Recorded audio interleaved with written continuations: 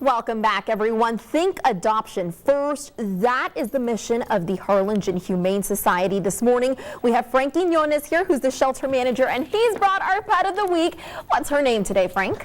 Her name is Lola. Hi, Lola. And she's very excited to be here today. She is. Actually, she was turned in yesterday. She's about 5 to 6 months old.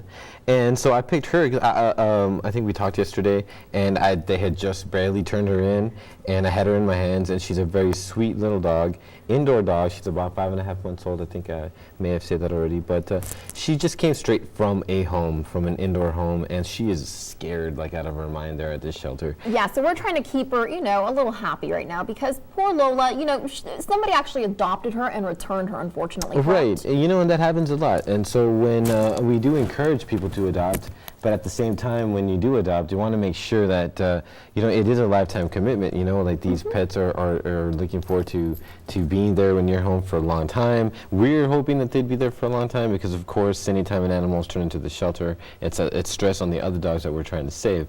And so, as you could tell, she's a very sweet and very loving dog. And basically, they just had to move, and so.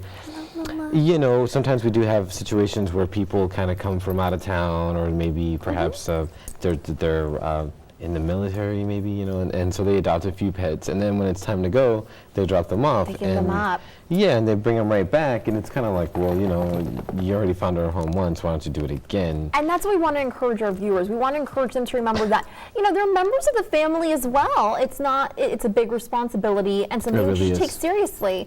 What's the adoption fee on Lola? She is $100. She still needs to be spayed. Actually, you know what? If you call in and talk to me, I could probably go a little lower than $100 since she has been returned, but we just do got to make sure that she gets spayed because we can't have Lola out there reproducing.